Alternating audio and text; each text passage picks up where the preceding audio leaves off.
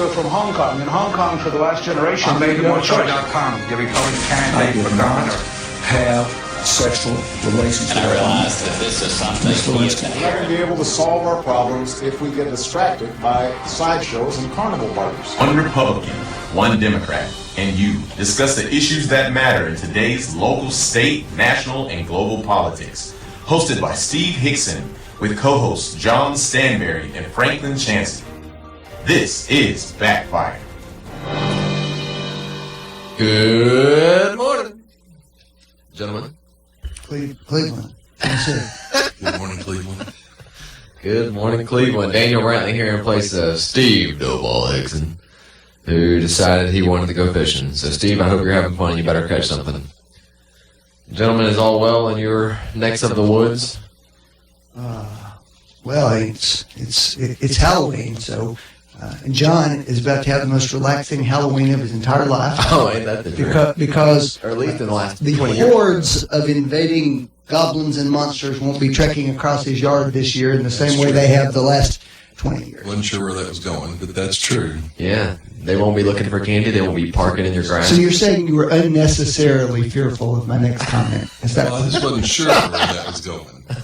But that's true. You know, I don't think people understand. We lived on the main track between Centenary Avenue and downtown. And the last year I counted, now we gave out a single piece of candy to each trick-or-treater. I gave out over 8,000 pieces of candy. A lot of people. And then got cussed out when we ran out of candy. Which is always, not, heartwarming when you're doing something just to participate and be nice and someone cusses you out when you run out of candy. well, doing good has to be its own reward. Yes. So it is, the people that live uptown, that's a pretty It's a commitment, then, man. big commitment. No doubt. So you're planning on getting a lot of sleep tonight? Going to bed early? I might. All right. Well, let's see how this goes today. I'm no Doughball. I'm no In Doughball. so many different ways, right? And damn glad of it. All right, well, starting out, looks like the county's looking to reduce their meeting frequency. It doesn't seem like a real big piece of news, but I think it's important because, they've done their weekly meetings for a long time, and now it looks like they will call off meetings basically when the county schools are off. Who's this? This is the county commission. So that if people have kids in school with Bradley County, they can go be on break and relax. Thoughts or comments? Maybe you need time to let that soak in. I'm probably not a supporter of that concept. I didn't really understand what the impetus is for that. Because people were missing meetings. Because their children weren't in school? Yeah, they'd be on like fall break and they'd want to go somewhere. Well, I suppose in an exercise, they wanted to go somewhere. Mm-hmm. Well, like if I think the We're talking about implication. one time a year. I guess that's not a big deal. Well, no, I mean they have different breaks. They have a fall break and a Christmas break, Yeah. and a spring break. But having said that, that's one of the things that you factor in when you run. I think. Yeah. Yeah, and I guess it's not just going places, it's just the idea of figuring out what to do with the kids, because the county also has meetings in the middle of the day. But then you're talking about 14 commissioners, correct? Correctamundo. Yep, they would have... Well, is it for people who want to attend the meeting? Is that the theory? No, apparently it's for voting members. Yeah, it's for voting members. Yeah, and it's... there'd be none on January the 7th, because there's no school, none on Martin Luther King Day. See, I'll be honest, I don't support that. I think that's indulgent and somewhat frivolous. I mean, the county's existed for a long time without... for example, let me give you a perfect example. Does that mean they won't be meeting between June and August? The entire summer break? I mean, if you take that logic and say, well, this is why, well, I guess you need to shut down the entire summer break. Yes. And I'm going to open the phone lines for county commissioner members only. 614-5553. If you're not on the county commission, please don't call. If you are, please give us a call if you have any other information on it. But yeah, it's an interesting idea. They'd have to, approve the ability to do that, the change there. They can't just all of a sudden stop meeting. They'd have to have a vote on it. Speaking of the county commission, Who brought that up? Does it say? Charlotte Peak, I believe. Yes. And did they vote on it? No. No. It says, I think it would be a little more convenient, especially for commissioners with children in school. It would behoove us, maybe, to adopt a schedule like that. Then we also have Bradley County seeking designation as a broadband-ready community. You guys heard anything about this? A broadband-ready community? Yes. What does that mean? It looks like it will help Voluntary Electric's efforts to expand broadband access throughout Bradley County. Okay. I mean, if it helps, I said earlier, I'm not a big fan of these utilities doing this, partly because it's government. Yeah. I'm not sure I agree with the idea that that's now a fundamental right. And I said it when we were discussing it. And I understand if you live in a more rural part of the county, you don't have internet, but you live in a more rural part of the county for a reason, because you wanted to be in a more rural part of the county. You wanted to be out away from everybody. Well, guess what? When you're out away from everybody, you're out away from other everybody. But that's probably already been decided. But if it helps volunteer do it, I guess. Yeah, it could go either way because it's there are independent contractors, individuals who are putting internet all over the place. Well, there's a guy in McDonald that's going to be put out of business if the Chattanooga bunch comes in. Yeah. So here's a man, free enterprise, individual trying to run a successful business, and he'll end up being put out of business if they come in. And then also their health insurance. This is just to let people know if you guys have comments, it'd be great. They're going to continue probably with Cigna Health and Life. Annual cost of $588.99 per month for every employee, and there's about 600 county employees. There's a little bump on the increase on there, but the county's going to swallow that. By county, I mean us. And then early voting is breaking a midterm record. Over 1 million in the state so far. In the state. Right. Over So 1 million so far. Tennessee overall.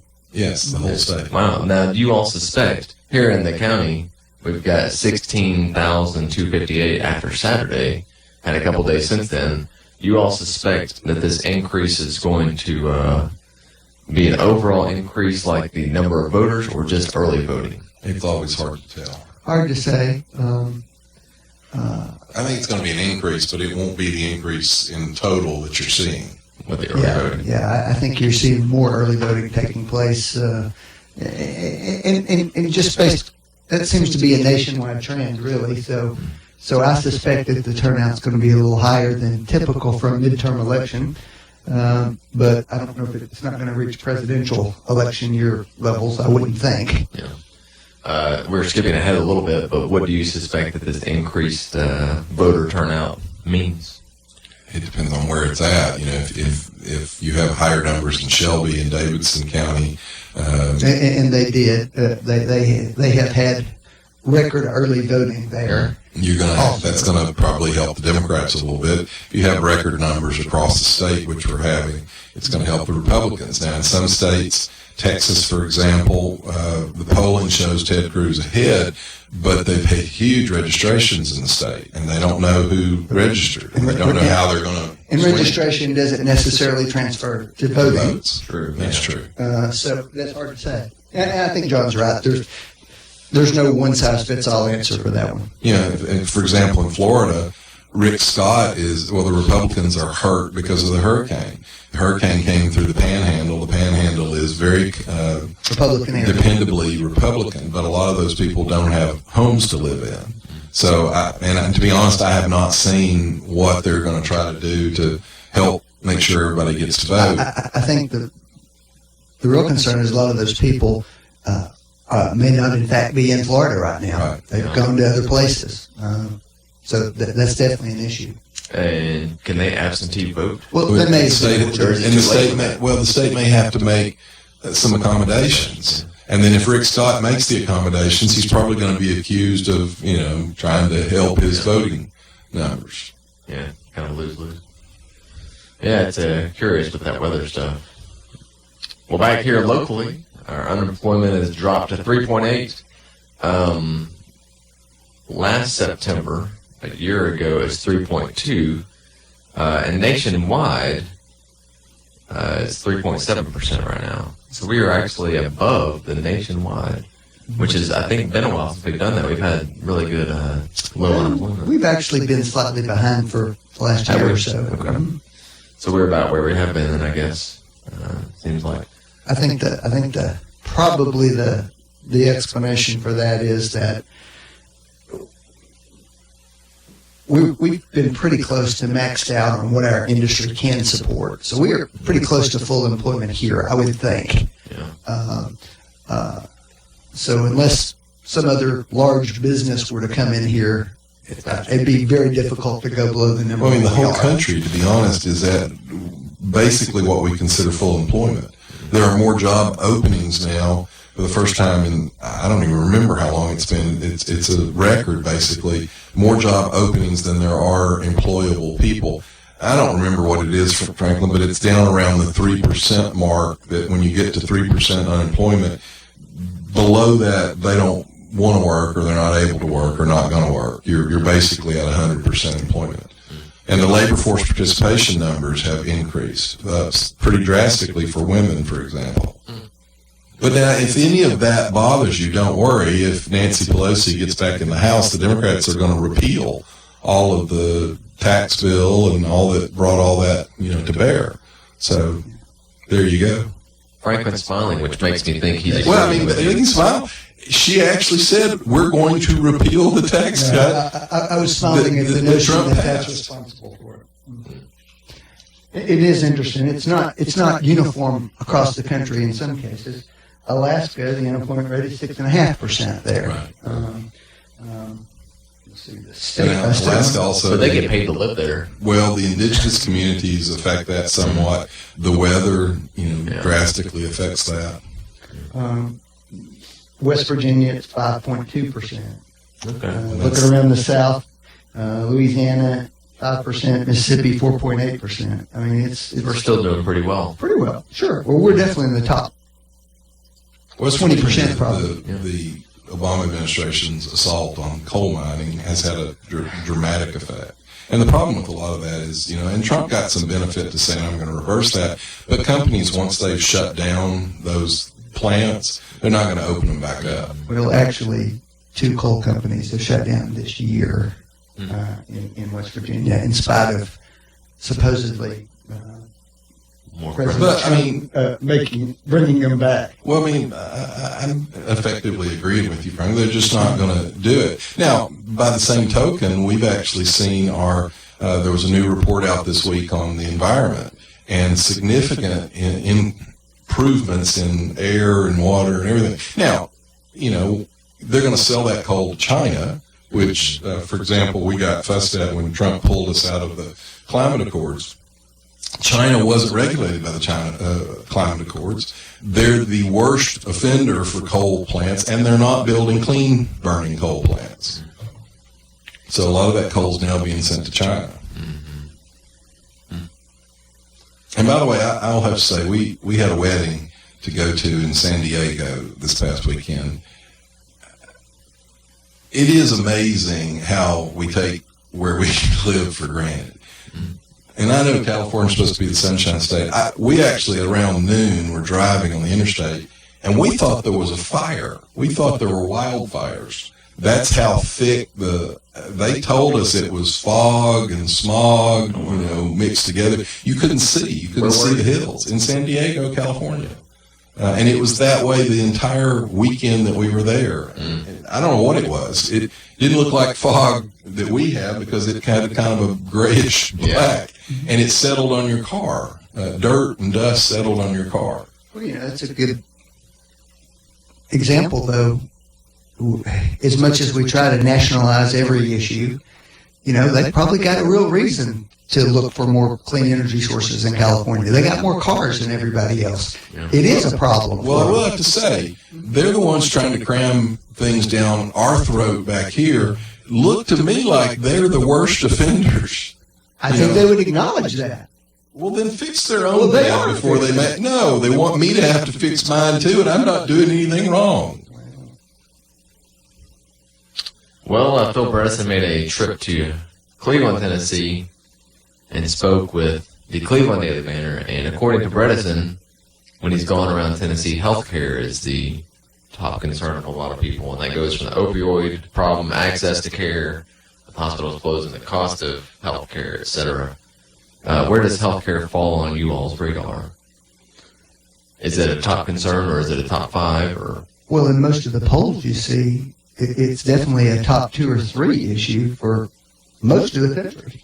Well, as a sole proprietor, I have to buy my own, and I've got a couple of the girls in the office who don't have insurance on it. Our costs since Obamacare went into effect have skyrocketed. I mean, they've gone up and up and up, and they go up every year. And what's worse is no one even talks about this, the deductibles. The deductibles, I think, like $5,500 now, and you have to satisfy it twice. Well, when you have to satisfy, your 2 family members have to satisfy it. So when you have to satisfy $11,000 before they really start paying anything, you don't have health care. So this idea that Obamacare worked and it got everybody coverage, if the coverage forces you out of pocket to pay $11,000, you don't have health care. You have coverage, Well, there's two but sides. you don't have health care. There's 2 sides to that. And the things that, first of all, the numbers relative to Obamacare show that it did not lower the increases in health care. It continued that trend that was going on before. They skyrocketed, frankly. They were And going up Obama- before that. What did Obama promise us? I'm not disagreeing with What that, did he John. promise us? They would go down. Okay. $2,500 There a you go. family. Okay, I'm not disagreeing with that, John. Well, that makes But it it's also, utter failure. but it's also true that there are vast swaths of people that benefited because they couldn't get health care at all. There's still millions of people uninsured. I And agree remember, with it was you. going to insure I everybody, agree too. with that, and you as have I to re- keep and as your I doctor recall, if you and as want I to. recall, the president said it was going to be easy to replace it with something that would cover everybody and be better. That was what he said on the campaign trail. So should. Mitch McConnell said we may revisit it after the election. Well, they've only revisited it 78 times, and Well, and and let me say everyone's offered something. the alternative. Obamacare was successful if you understand what the actual goal of it was. And you've got some national Democrats who have now publicly admitted what the goal was. The goal is socialized medicine, single-payer socialized medicine. And so what it did do is it got everybody on the dole, and now there is, it is upticking because people don't like change. So even when you're feeding them crap sandwiches, they eventually get used to crap sandwiches, and they're kind of worried when you say you're going to switch them to something else. yeah, that doesn't sound delicious. Well, eat it enough and you get used to it. And that's what Obamacare did to us. It forced us to eat it It is enough also until we got true used to it. that Obamacare now has a greater than 50% population. That's what I just said. It was successful as a political move, and that was the whole point of it. But folks, get ready. Canada has now legalized euthanasia down to age 17, and they are studying allowing children who, quote, can comprehend the the size of their decision to allow children to do it down to 12 without parental consent. That's where socialized medicine leads you to. Because the committee that's actually studying this said that the institutions and the government are better suited to make these decisions on euthanasia than the patients or the family. So get ready, folks. If you're really sick and you're not valuable to the government as far as the taxes you pay, you're probably not going to get a whole lot of medical care, and you might even get put down.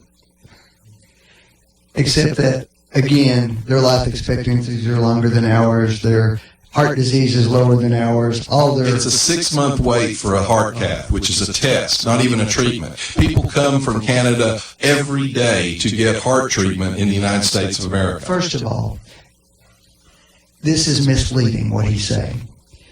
Yes, you do have a national health system that is a single-payer system, but there's also a private system in Canada that people who have the means to do it tap into all the I'm time. glad you said that, because in Great Britain, they're getting ready to outlaw that. Because they've had too many people who have the money who said, I don't want to die in single-payer socialized medicine, so I'm going to leave the country. That's why they wouldn't allow Charlie Gard to go to Italy. to get treatment because they were afraid if he was successfully treated, more people would say our healthcare system they're sucks. healthier than we are. They're They not live healthier longer than we are, Yeah, frankly. they are. Those are all. I'll give you a perfect example. We lead the world in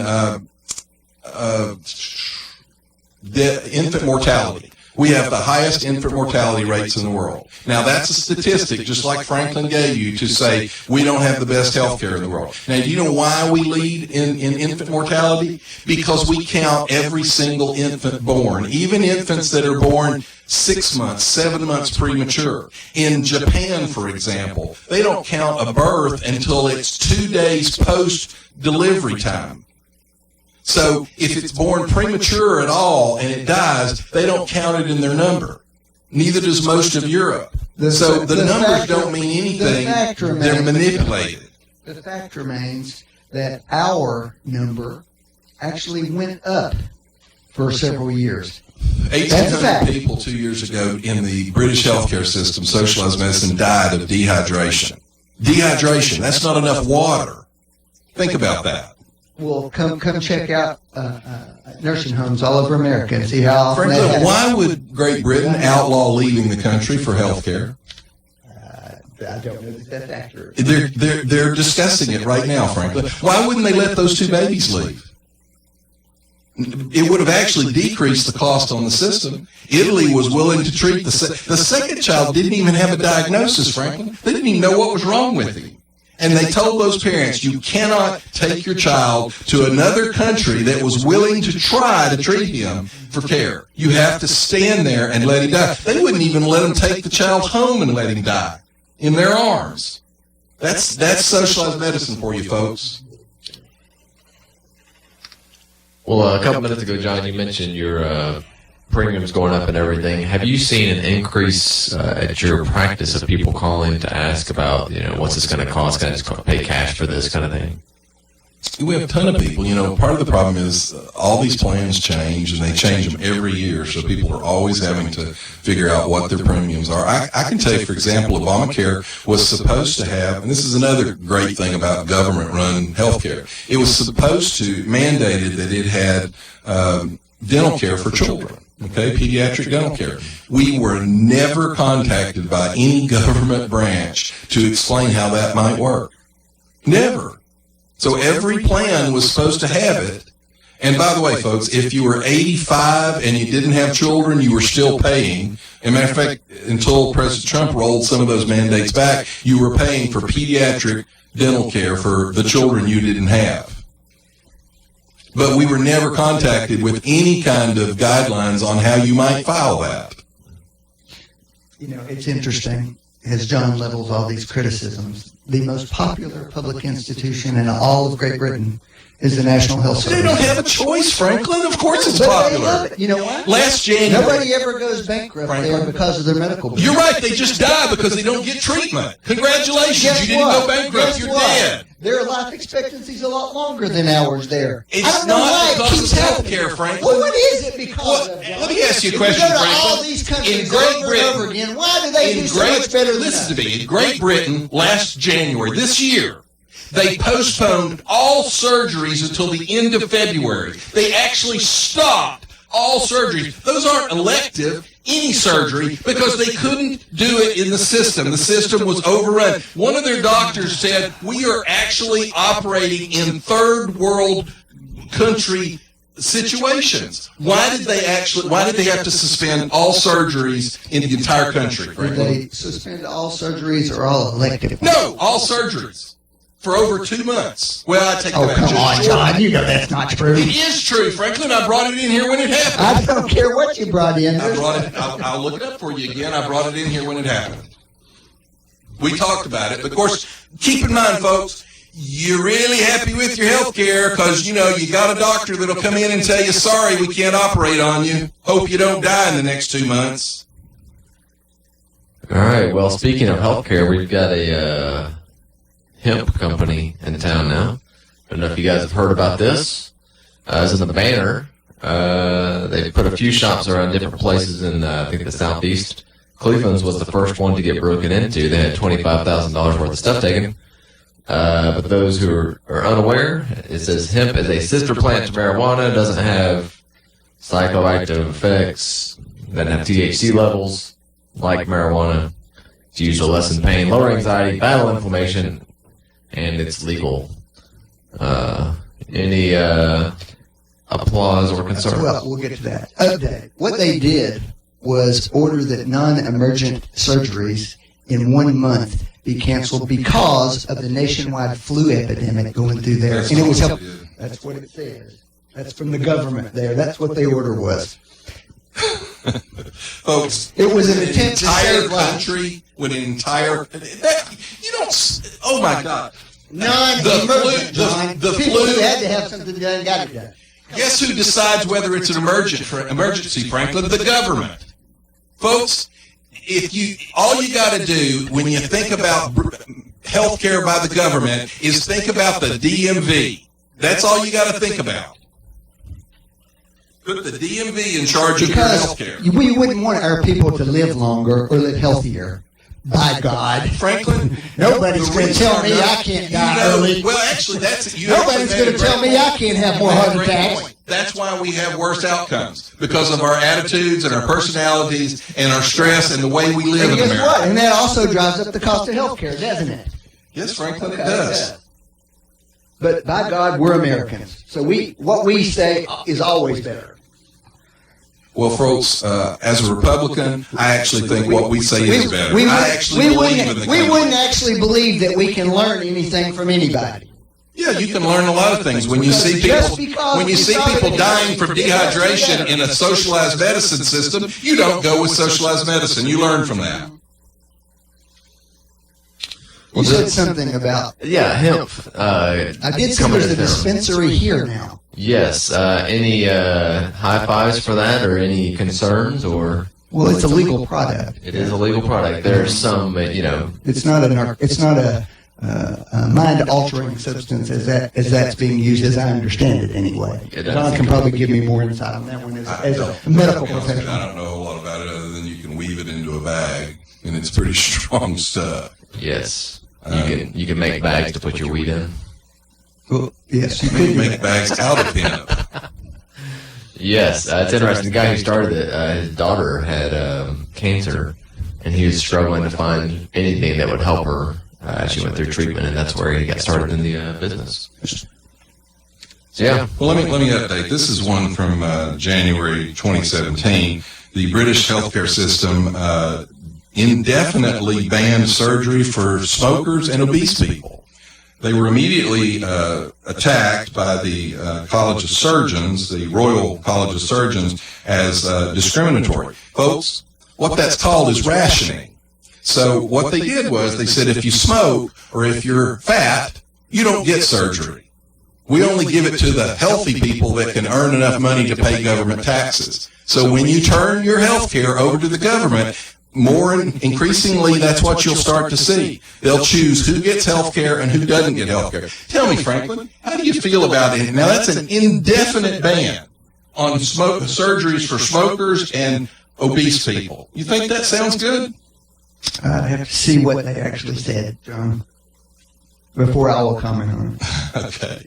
Well, I'm sure you wouldn't agree with the Royal College of Surgeons. That's not what I said, John. I said I'd like to hear more about what they were doing and why they. Well, in recent, this is from the Telegraph in UK. Recent years, a number of areas have introduced delays for such patients, with some told they'll be put back for months, during which time they're expected to try and lose weight or stop smoking. Well, now they've just said, no, if you're smoking or you're overweight, not getting it at all. Not a delay. Well, there are lots of surgeons in this area who insist that patients stop smoking before they perform. That's the surgeon. And if you don't like it, you go to a different surgeon. When the government runs healthcare and they say, guess what? Nobody's getting it, Franklin. You know what you do if you don't quit smoking or you don't lose weight and you need surgery? You die. Welcome to socialized. But apparently not that many people are dying there. They're living longer. And with that, we'll be back. You're listening to Backfire with Steve Hickson. We'll be right back after this. Hello, I'm Shelley Duvall. And you're listening to WOOPLP, Cleveland, Tennessee, Whoop FM is a broadcasting service of the Traditional Music Resource Center, and we play America's original music. Want to make your Wednesday night memorable? Come to the Bald-Headed Bistro, where Dana Rogers plays live every Wednesday night, 6 to 8:30 p.m., live on the patio. Come enjoy delicious food cooked by the bistro's renowned chef, Wesley True, and take in the eclectic folk sounds of Dana Rogers every Wednesday night, 6 to 8:30 p.m. Hope to see you there at the Bald-Headed Bistro. Another SOS, and you're stressing, and that's the time to check in. I check into cash. It's that time again. Are you more back to school or back to bills? When you need extra cash, text the word quote to 55670 for a free, no obligation quote. Learn how much cash you can pre-qualify for. That's quote to 55670. Get pre-qualified today. Your one-stop money shop. Check into cash. Hello, my name is Andy Figglestaller with Ed Jacobs & Associates. We are an employee benefit and insurance broker in business for the past 20 years. The new healthcare law, also known as Obamacare, has finally arrived. The law is complex and the choices are confusing. You have questions, we have the answers. It is our passion to find cost-effective solutions for every client. The solutions will be different for every person or business. Let our knowledge, experience, and passion go to work for you. Contact us today and let us assist you through this process. Our phone number is 423-473-0202, or you can find us on the web at edjacobs.com. Hey folks, Larry, the Can Man, the Gata with Can. Business has been in business over 30 years. Is pleased to announce the merge with All Metals Salvage Yard. It's now going to be called C&K Metals Recycling and Scrap. That's right. It's at 1050 Inman Street, right here in downtown Cleveland. 1050 Inman Street. They're going to be great rates, honest weights, and they now buy vehicles. Please call Larry at 472-6501 for more information. Call Larry now, 472-6501. Check him out on the web at can-itrecycling.com. Hours are Monday through Friday, 8 a.m. to 5 p.m., and Saturdays, 8 a.m. to 2 p.m. Don't forget, starting in November, every Tuesday is going to be 100-pound price day for all aluminum cans. That's right. No matter how much you bring in, on Tuesday, get the 100-pound price for your aluminum cans every Tuesday beginning in November. Great rates, honest weights. Check them out. Can it? Merging with All Metals now. C&K Metals Recycling and Scrap. And don't forget, they buy vehicles. November the 9th, it's the grand opening and everyone's invited for free food and giveaways and specials. Bring your metals if you want to, but come out and have a good time and check out the new place. That's November the 9th. Food, giveaways, and specials. It's the grand opening of C&K Metals right here in Cleveland, Tennessee. Attention, Cleveland area creditors. Are you tired of dealing with debtors that owe you money? I'm Jeff Renfro, and I've owned and operated Financial Recovery, a debt recovery specialist here in my hometown of Cleveland for 18 years. We're a licensed and bonded Tennessee collection agency working for a wide variety of creditors from commercial, manufacturing, physicians, dentists, attorneys, small business owners, to individuals. Look, any kind of business dealing with billing, charge accounts, or even return checks. I know your past due accounts are not a top priority for you, but they would be to me. Let me try to make it easy for you to make a change in the way you've been handling your accounts. There's no contract and no cost to you in most cases, as our fee of only 30% can be added to the balance owed to you. So, whether you have hundreds of accounts monthly and need help with your billing and collection, or you're just an individual and somebody owes you money, let me help you. Give me a call at 400-5376 and I'll come by and see you. That's 400-5376. Financial Recovery, a licensed and bonded collection agency in Cleveland, Tennessee, 400-5376. No dealers allowed.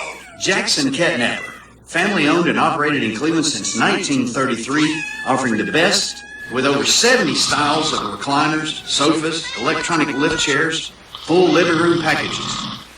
Call Mike now at 961-7239 because Jackson Catnapper now offers sales to the public every Saturday. That's right, every Saturday. From 8 in the morning to 1 in the afternoon. Or call Mike at 961-7239. Or go see him every Saturday at 1911 King Edward Avenue, just across from the main plant. Jackson Catnapper, family owned and operated in Cleveland since 1933. 961-7239. No dealers allowed. Dr. Christopher Chase, with Associates in Plastic Surgery, now offers his patients the convenience of a Cleveland office at 2350 North Ocoee Street. Dr. Chase specializes for the ladies in breast augmentation, including lifts, reconstructions, and reductions. Also, tummy tucks or mommy makeovers, and facial rejuvenation, including facelifts, eyelids, brows, nose, and he also offers Botox procedures. Check out Dr. Christopher Chase. He is certified by the American Board of Surgery, the American Board of Plastic Surgery. He's a member of the American Society of Plastic Surgeons and the American Society of Aesthetic Plastic Surgery. Check their website out at aprs.md. That's aprs.md. Call for your convenient appointment in Cleveland at 624-0021. 624-0021. 2350 North Ocoee. That's Dr. Christopher Chase.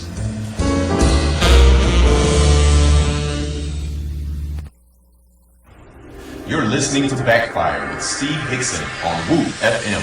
Call 423-614-5553 to join in on the conversation. Now, back to Backfire. All right, we are back, and we're going to start off local for just a second. Let's talk liquor tax dollars. What do those numbers look like? Well, it's liquor by the drink.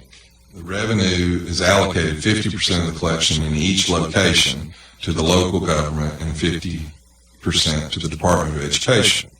So in fiscal year 18, which ended, I think, in June, it's June to June, Cleveland City collected $518,000, so the local allocation was $259,000. Bradley County collected $42,000. Local allocation was $21,000. Now that's strictly the liquor tax portion of it. Liquor by the drink. So that doesn't account though for all the extra food sales that are made because of the fact that they had those restaurants there or the jobs that people had got. That's all true. But here's where it gets interesting. And what's the time period for this again? That was fiscal year 18. Okay. 1 year. And I've found that very few people know how this is actually done. The alcoholic beverage tax, $1.21 per gallon on wine and $4.40 per gallon on spirits, applies to package stores, okay? Those taxes are allocated based on population and area, not the sales or the consumption, which is, nobody really seemed to understand that. So they don't even track how much is collected in each county or city. They collect it all into one sum, and then they allocate it back based on the population and the area. Of the city versus the county?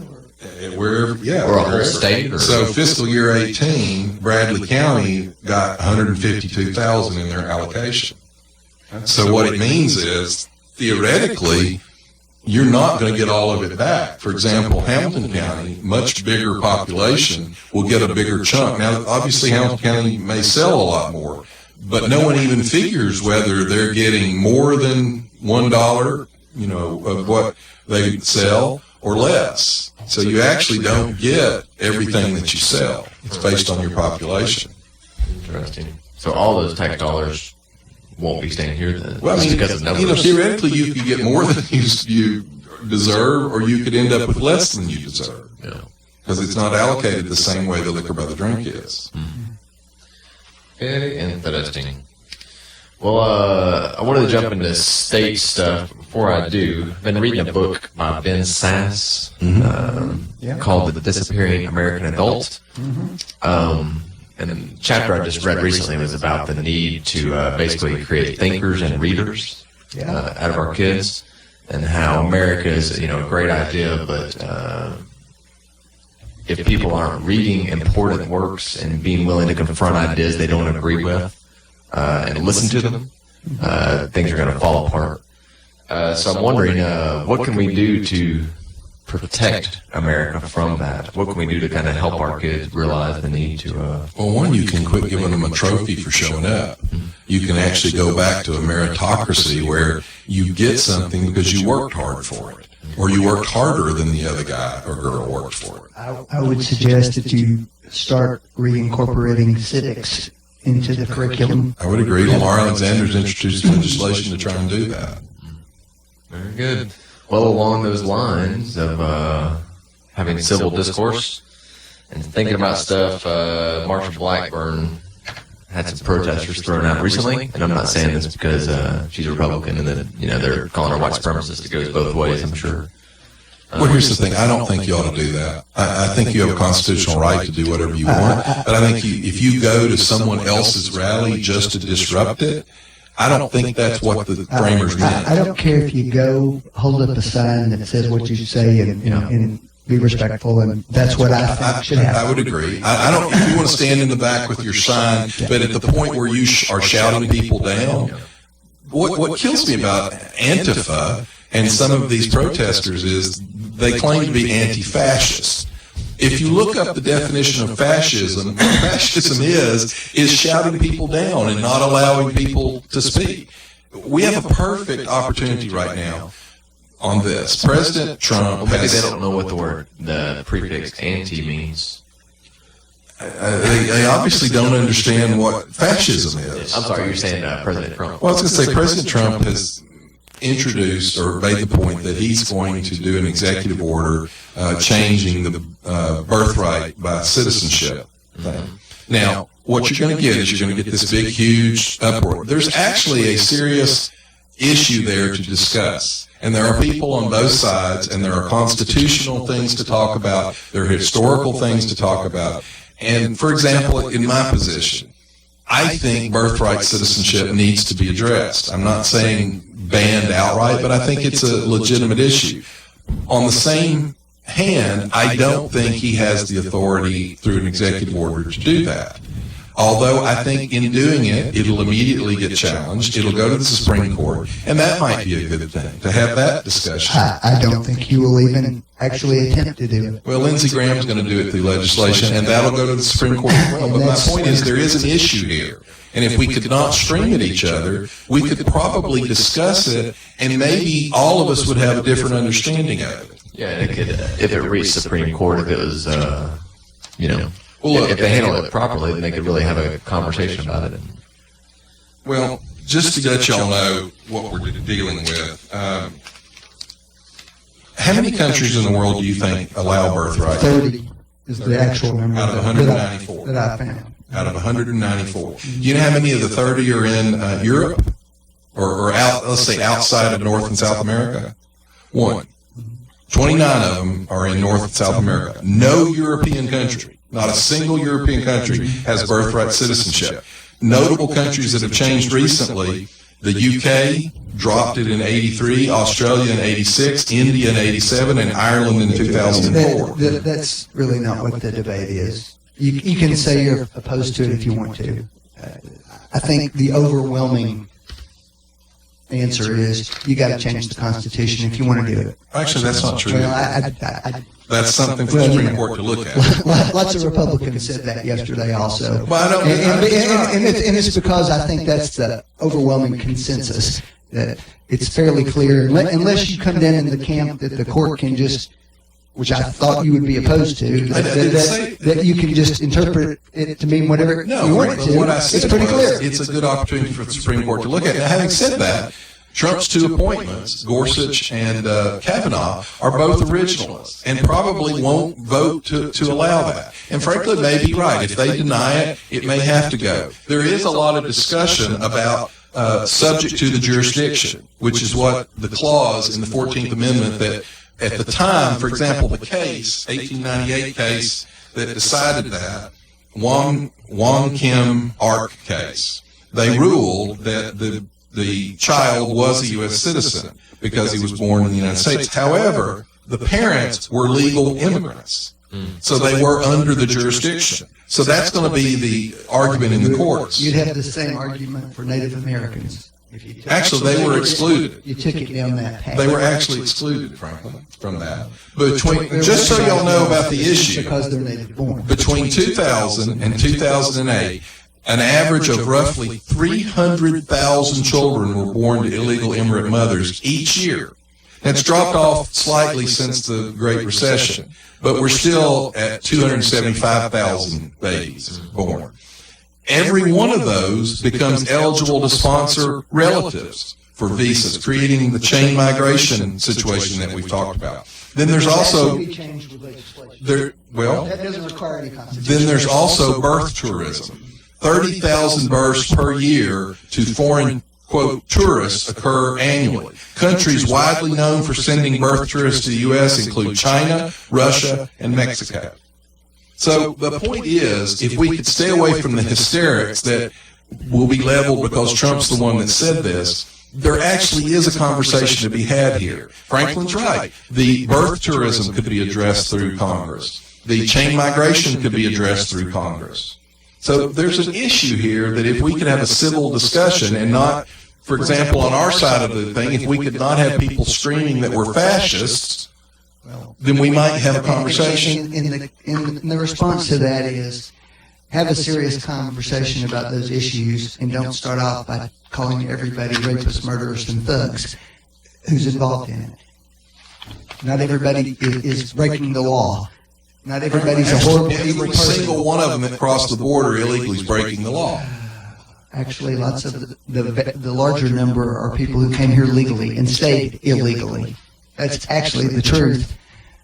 Franklin, I'm just saying, you can have the conversation, but if you start off with this demeaning language about everybody, you're not going to get anywhere let with me the ask you. conversation. Now my question is, do you want to have the serious conversation, or do you want to hurl the hand grenades? I'm not hurling hand grenades. Here's the problem for you all.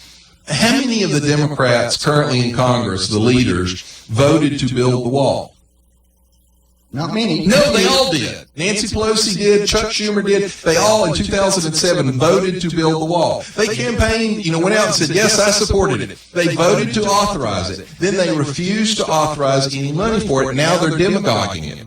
So my point simply here is, frankly, how many would have to camp out in your front yard before your opinion might shift? I don't know the answer to that, John. Well, the problem is when they're not camped out in your front yard, it's easy to say, well, let's not demagogue. If you're living in a border community of Texas and Arizona, it's a whole different ballgame. First of all, there's tons of border communities in Texas who don't want the wall there. That's just a fact. There are bunches of them. Now, should we listen to them? I don't know, dude. There are tons of people whose properties go up to the Rio Grande River and depend upon their access to the river to do their Those are all things that could be worked out, Franklin. I'm just saying, there are communities along the Texas border where they're effectively like Bristol, Tennessee. Third caravan now. There's 3 caravans. Oh my God, how awful. The Mexican government is providing buses to them, Franklin. These people are 900 miles away. Well, how long does it take a bus to drive? They may get here by Christmas. How long does it take a bus to drive 900? This is not a new thing. And what difference does it make when they get here, Franklin? What are you going to do about it? If you're going to make a political step in 150, 200 third trips to the caravan, border. Franklin. So let's say that when they get there, it's 15,000 people. Do you let 15,000 people walk across the border and break the law? They're not. They're going to apply for asylum. That actually is the law. That's the farce about this. But no, the farce. Change the law. Actually, Franklin, well, your people won't cooperate with changing the law. You know what? You've got a majority in the House. You don't need our cooperation to pass that law. To pass that in one House. You hadn't done it because it's better for the politics of it. So MSNBC went down to Texas and Houston, and they interviewed the 7th District of Texas. The GOP incumbent has got a pretty tough race down there. Hispanics make up 30% of the population. So she went down and she said that Latinos now make up 30% of the district. Texas Latinos, if they turn out, might not all be necessarily turning blue. Now, the MSNBC reporter was shocked because she asked him, for example, she talked to one guy and she asked him if this bothered him, talk about the caravan. He said, I do believe that if somebody wants to live in the United States, they should go through the official process. So as a result, I tend to ally myself with people who agree with that. And this is a Latino Texan and so she's sort of shocked. And she says, well, when you see images like the migrant caravan and President Trump talking about it, does that motivate you to vote in a certain way? Yes, it makes me want to vote Republican. I think if you want to live in the country, you need to abide by its laws. The reporter actually on air said, that blows my mind. So she couldn't imagine that a Latino in Texas said, hey, you need to obey the law. I think we can agree that it's a lot more complicated issue than the media portrays it on both sides. But again, I'm going to point out, this caravan fully intends to show up and apply No, they Franklin, they interviewed them. They said that we're going to come whether you let us in or not. And Franklin, if you talk about a farce, you have to allow them to apply because that's the law. After they apply, what do? After they apply, what happens to them? Well, it depends on which way they do it. In the past, what they've done in that circumstance is give them ankle monitors. And guess what? 95% of them showed up for their hearing. Franklin, that was the fact. We don't give ankle monitors to hardly any of them. The judges force us to let them go. We did. And you let them go, and 6 or 8 or 9 months later, they have a court date. And most of them don't show up for the court date. That's not true. That was not true. Look, they know that if they get across the border, they're here. It's really interesting. They've been some really big stories, and I'm not trying to advocate for anything here, but numbers sometimes are revealing. Up until about 1980, 95, 96% of people who crossed the border went back home. It was a circular migration seasonally for work. Right? What we did after that was toughen up border enforcement in a big way. And it gets much harder to get across and much harder to go home. Yeah. And so we've ended up, by our tougher policies, actually had the result of getting more illegal people to stay. You know what the chain migration also allows them to do? Allows them to get welfare and food stamps and housing. Well, that would be a state issue. Do you know how much we spent last year on babies born to illegals, Franklin? More than the wall would have cost. More than the wall would have cost. I don't know about that. I had the numbers on it last week. Now, I don't mean in total. I will tell you this though: if you go down through South Texas in that area, you're going to find a lot of people who oppose the wall. There's a ton of them down there. I'm not saying there aren't people who support it. It's just a lot more complicated than we're talking about here. Well, Franklin, I fall back to really simple things like: do you have a door on your house? You know what? We've got a longer border with Canada than we do there. People cross that one routinely. Nobody seems to be upset about that one. Gentlemen, we have got a caller. You are live. Franklin Kennedy. Yes, sir. What did you think about 7,000 illegal immigrants coming to the city of Cleveland? Does he want to pay for them? Well, first of all, these Can you turn your radio down, please? All right. What's not being reported accurately here is that there is a law in place that allows these folks to apply for what's called asylum. Now, they may get it, they may not. They may be sent home.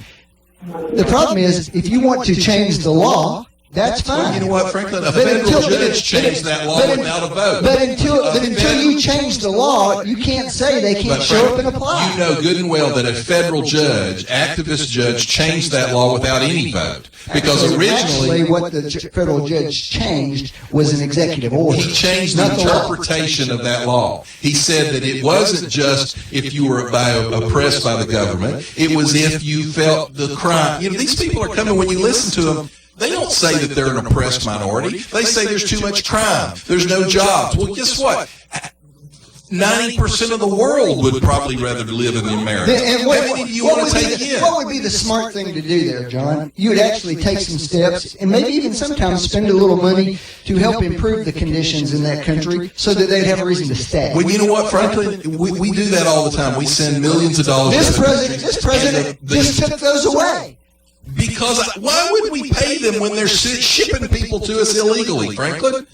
That's the problem with you all. They're shipping. Yes, they are shipping. Mexico is providing buses for these people. We're talking about Guatemala right now, John. Guatemala just shoved them out over the border, said, get on out of here. That's not exactly what happened, but okay. Look, Franklin, how many do you want to take in? And tell me why no country in Europe does this. Why does no other country in Europe do this? Well, actually, John, until recently, they largely did have open borders between them. No. For people who had European Union passports. Yeah, and you know what happened? Like, for example, Germany. They let millions of the refugees in. They saw huge spikes in rape and all kinds of crime. And now Angela Merkel has had to walk that back. She was about to get voted out of office until she walked all of that back. And as a matter of fact, they actually said, we were wrong. But by all means, let's don't learn anything from that. Oh, so now you think we can learn from the Europeans? You can learn. You learn more from mistakes than you do successes, Franklin. If you look at what happened and they allowed open immigration over there, and for example, in London, they're not allowed to say this, but the police will tell you there are neighborhoods they don't even go into in London. They're not safe. The police are not safe in these neighborhoods. Now, of course, that's fear-mongering. All right, we only have a week or so until the elections, and just saw an article that the Democrats have regained momentum. Final days of the race for the House. The House GOP remains on the verge of losing its majority. How about we make our predictions right now for the Tennessee races and the House and Senate totals? How about that? That's fine. Take it away, boys. Write them down, Daniel. I'm looking for... We need scorecards next week. Yes. I'll let John go first. I think Marsha Blackburn wins. I think it's probably a 5 or 6% win. I think Bill Lee wins probably by 18 to 20%. All of our House people will go back in. There's no serious challenges to that. Nationally, I think the Republicans in the Senate will pick up a minimum of probably 2 to 3 seats, and there's a possibility for actually 4 or 5 seats increase in the Senate. I think the House is probably too hard to say. I think the Democrats are probably on track to win the House, although I think it'll be by a very narrow margin. And I think there's some possibility the Republicans hang on. Give us a number, John. One number. In the House, I think they win a 4 or 5 seat majority. So Democrats 222. Something like that. 214 would be, I think that math's right. And I think the Senate goes 53 to 55 Republican. You got to pick one, though. Pick one. Too much wiggle room. I'd say 54. Okay. All right, Franklin? Sadly, although interestingly enough, he polls as more likable than Marsha Blackburn, and all the same polls that have her ahead. I'm going to say that Marsha Blackburn wins. She gets, I'm going to say 51% of the vote to 47%. There's always some independents and stuff that get votes in there. 4%. I think Bill Lee will win. I don't think it's going to be 18 to 20%. I think it's going to be closer to 10. Nationally, I suspect the Republicans will have 52 seats at the end of that. And in the House, I'm predicting that the Democrats have 230 seats at the end of it. 230? Yeah, which I think would make it 204 or something like that for the Republicans. So keep that in a number 2 mayonnaise jar or something like that. I'll put this in a lockbox. In a lockbox till next week, and we see how we do. I wish Steve was here to make a Hickson prediction, but he's not. Hey, here's a little tidbit out of Alabama. A father in Alabama was leaving with his, I believe, 2 sons, and they apparently the store had closed. It was McDonald's, and they unlocked the door to let him out. And as soon as they did, a masked man walked in and immediately began shooting. The father, concealed carry holder, drew his gun and engaged the man. Now the father got shot, and pretty serious injury, but he's apparently going to be all right. And his son actually got shot without a real serious injury, but the father killed the gunman. And when they interviewed some of the workers, they just said, we didn't know whether, and they don't, to this day, they don't know whether he was robbing or trying to just kill people. But a concealed carry holder shut that potential mass He was murder inside of his down. own home? No, this was in a McDonald's. At McDonald's. It's in a McDonald's. So when they say that people with guns never stop mass shootings, they're just not being honest. And then I saw an interesting story that Sam's Club, the new store in Texas, is ditching their cashiers, where you will use an app to check out yourself. That's a test project that they're looking for. Be interesting to see what happens. In other places, they would like Look, to. I'm probably old. We were checking in. You're probably old. I'm old. And what I mean by that is we were checking in, and I stood at a kiosk and I'm punching buttons, and finally one of the United Airline people came over and said, "Can I help you?" And I said, "Can I just go to the desk and talk to a person?" We went into McDonald's and they had kiosks for you to order. I went over to the counter and ordered with a live human. Yeah. I'm not a fan of these things, but, you know, when you have $15 minimum wage, this is what you get. People lose their jobs, and you get computers. Because a computer doesn't need a break. Well, speaking of $15 an hour, Walmart now hires at $15 an hour, but they've kind of changed. There's a new study out of Washington State where they did that, and it's having exactly the effect that we said it would have. People are earning more, but their hours went down, and they're having to get a second job to make up the amount of time that they're losing. And the skill level went up, which means lower skilled people are being cut out of the job market. That's the whole point of a lower wage, is to get experience in the job market. So it is doing the exact opposite of what, it's not helping the people that need the help. And then also, any comments about old Megyn Kelly? I think look, I'm not a big fan of Megyn Kelly's, but I think that when you simply posit a question, an opinion type question like that, and you lose your job when you've got other people on the network, Jimmy Kimmel, for example, Jimmy Fallon, Sarah Silverman, who actually did blackface on the air, and they don't lose their job, I think you've got a problem there. Now, they wanted to get rid of Megyn Kelly anyway, and she gave them an excuse. Well, she only been there a year, so I don't know why they would want to get rid of her. Because she hasn't fit in well, and her ratings weren't good. So they may have to pay her $65 million to leave. Yeah. But now think about that. Jimmy Kimmel actually did blackface. Sarah Silverman actually did. Jimmy Fallon actually did blackface. Now, by the same token, one of the funniest routines you'll see on Saturday Night Live was when Eddie Murphy did whiteface. I'm buying this newspaper. Right. And I mean, it was a really funny routine, and it had a point to get across. Yeah. It's not the right that's squelching free speech and freedom of expression. It's the radical left. Any closing comments, gentlemen? Because we've met our time, and we've hardly peaked volume-wise. Well, maybe the lesson from this week is that in spite of what we do somewhat good-naturedly in here, that we should all be mindful that there are people out there who listen to the things that we say and maybe sometimes take them too far. And we should all be, perhaps, we talked a little bit about more civil discourse in the country. I actually have read that book that you're talking about by Senator Sass. I commend him for doing that, because I think that is a problem. And there is too much tribalism. What didn't used to be that way is each side used to have 2 or 3 issues that they identified with that were very important to them. Well, now we felt compelled to label every issue as the liberal side or the conservative side, which is not historically the way it's been. But see, I don't think there's a problem with labeling the issues. I think the problem is when I argue with Franklin, I think he's wrong.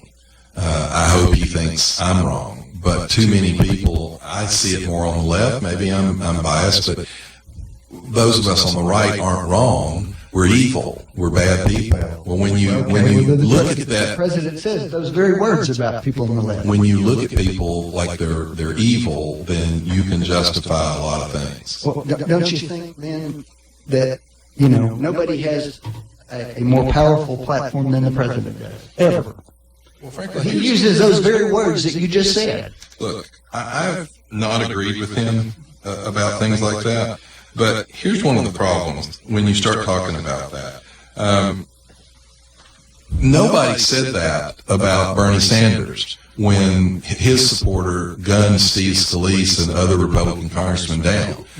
Did in all fairness, did Senator Sanders ever tell anybody that if he did something like that he'd help pay the bail money? Did he ever? Look, I'm not defending what the president said, but the problem is, here's your problem with that analogy. Why was that scuffle, that fight happening that Trump referred to? Where did it happen and what was the context? Well, that one was at one of his campaigns. And who was getting roughed up? A reporter did in that case. No, the problem with most of the comments that Trump has made like that, liberal agitators went in and were shouting. That one was, but lots of other ones. Look, you didn't see Hillary Clinton's rallies being disrupted. Now, I'm not defending the president. I'm not advocating for anybody to disrupt the problem. You can't say our guys went in there, started screaming and hollering, and then someone roughed them up. You're asking for it when you do something like that. I didn't say any such thing. I didn't say any such thing. Well, here's your problem. So, GOP office in North Carolina firebomb. You just used the term. I don't think Franklin's evil. I just disagree with him. Well, the very words that the president says is, these people are evil. About who?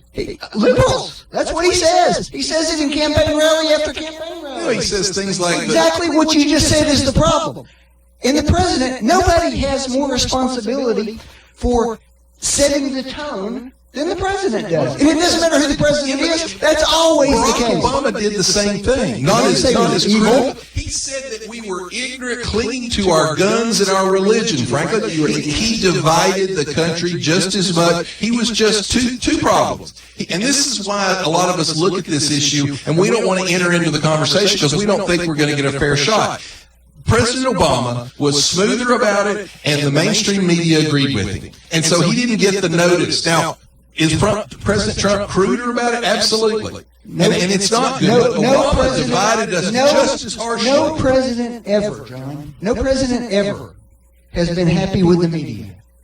This president says they're the enemy of the people. And what kind of access does he give them?